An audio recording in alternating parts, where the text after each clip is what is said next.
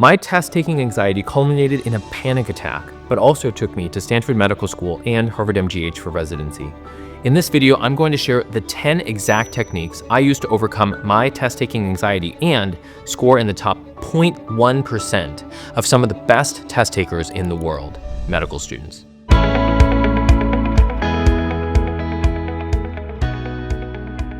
Number one is understanding the anxiety equation. Over time, I realized that I could express my anxiety level by a simple equation. That equation was anxiety equals the importance of the task divided by my perceived control over it. So for example, in test-taking anxiety, the test typically feels super important. I might be worried about what might happen if I didn't do well. Maybe I'm not going to get the grade that I want. Maybe I'm not going to get into the school that I want. That's why the bigger the task, the more anxious we feel. Conversely, we feel more anxious the less control we feel over something. For example, if I have had bad experiences in past exams, I'm a lot more likely to feel more anxious when I have another big test approaching. This equation also leads to a clear plan on how to decrease our anxiety. We basically need to either A, lower the perceived importance of the task, or B, increase our sense of control over it. One way to decrease the perceived stakes of something is to try to uncover the deeper why, which is technique number 2. In psychology, there's something called affect labeling, which essentially means that you learn to identify or name your feelings. If you've ever heard the phrase, you've got to name it to tame it, this is basically talking about that principle. Whenever I feel anxious, I not only will name the feelings, say like fear or anxiety or stress, but I've also learned to keep asking myself why. For example, in the lead up to taking the MCAT, I was super stressed. This was actually the time that I had my panic attack. What I found is that the more that I would ask myself, why did I feel that way, the better that I would feel. So for example, for the MCAT, I was really worried and I would say, okay, so why am I so worried? I'm like, well, I'm worried because I want to do well on this test. Say, okay, well, why do I want to do well on this test? Well, because I want to get into a good medical school. Say, okay, well, why do you want to get into a good medical school? Well, I want to get into a good medical school because I want to help patients. I want to just go to a good school. Say, like, well, why do you want to go to a good school? Say, well, because it'll help me get into a good residency. Say, okay, well, if you get into a good residency, like, what does that mean? Like, why do you want to get into a good residency? When I got to the end of it was, I would find two different kinds of categories of things. One was positive things. So for example, I wanted to help people. I wanted to find meaning. I wanted to be able to have a career where I could really make a difference in people's lives.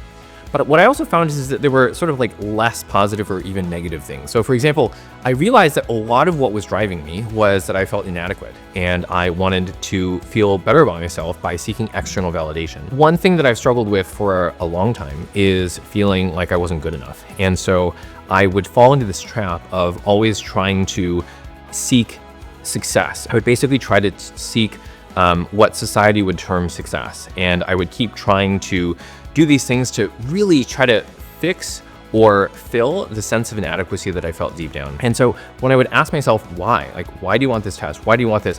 What I would oftentimes come to is that I felt like I wasn't good enough and that I was trying to use these things as ways of trying to prop up my sense of self. When I made this realization and when I found that so many of the things that I was doing were trying to sort of seek this external validation that had never really helped me fill my feeling of inadequacy in the first place, it helped me to reduce how important the task felt, and thus it helped me to reduce my overall anxiety. The next technique that I use to help feel less test anxiety is to actually consider the worst case scenario. In a similar vein to our previous technique, to reduce the perceived stakes, I would also force myself to think through the worst possible outcomes of my fears. For example, if I was worried about potentially failing a really big medical board exam, I would ask myself, okay, well, let's say that I actually failed my exam. What would I actually do? Obviously, there are some negative consequences. For example, for the medical board exams, like USMLE Step 1 or Step 2, if you fail your exam, it is clear that there are residencies that are going to automatically just reject you without looking at your application. I would ask myself, okay, well, would my life be over?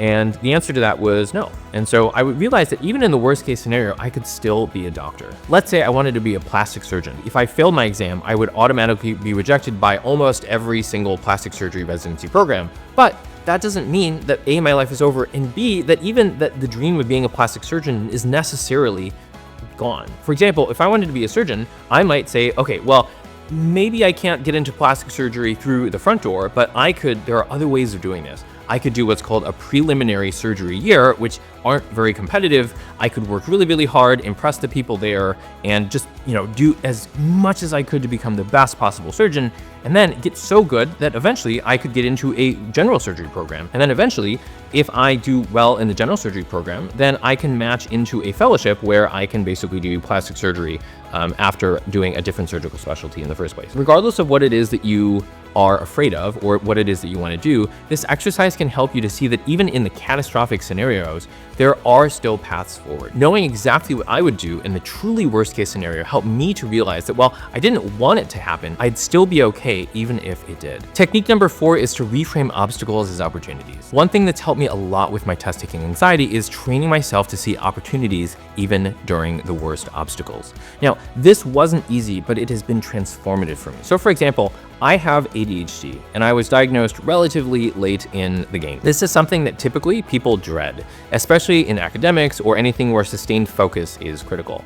However, I learned to reframe even something like ADHD as an opportunity. For example, being someone that is relatively distractible and having a difficult time with focus, I've had to learn to develop better productivity systems. This in turn has helped me to teach other people, since oftentimes the best teachers are the ones for whom something isn't natural to them. Even my test-taking anxiety has had many opportunities. For example, because I felt so anxious for so long, whenever I tried techniques for calming myself down, I could actually tell pretty quickly which worked well and which didn't. This sped up the learning process of how to overcome anxiety, since I had a ton of opportunities since I was anxious a lot. And I learned that some of these techniques gave me an immediate relief, whereas others were just kind of so-so. Note that this is different from just being a denialist, where I'm just pretending like there aren't really downsides, right? I'm not saying that anxiety doesn't have downsides. I'm not saying that my ADHD don't have downsides. They definitely do. What I am saying is that the mindset shift of knowing that there are opportunities if I'm able to first, A,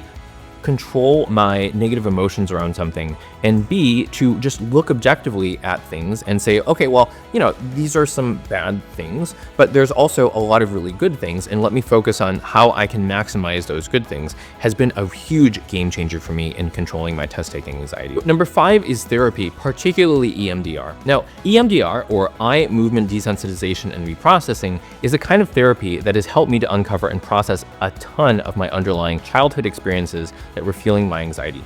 You may know it as the therapy where you basically move your eyes back and forth, or sometimes they'll do things like where you'll close your eyes and you'll do this tapping. Without going into too much detail, it's basically a technique that allows you to reprocess traumatic memories and significantly reduce overall anxiety. So for example, when I was younger, I was bullied by a guy that was a lot larger and a lot stronger than I was. In reprocessing the memories I had around these, I realized that subconsciously I would avoid people or situations that would remind me of those experiences of being bullied. So for example, there were people that I would just avoid because they just subconsciously would remind me of the guy that was bullying me. Or I would really, really dislike going to large public areas like a mall or things like that, where I don't know, always kind of felt like just anxious. And I think that I realized in reprocessing these memories that I was avoiding them in part because I would see people like that. And not that they were threatening me or not that they were doing anything bad. It was just that there were enough physical similarities that it would trigger a sense of anxiety in me. This therapy is one of the most effective at dealing with traumas.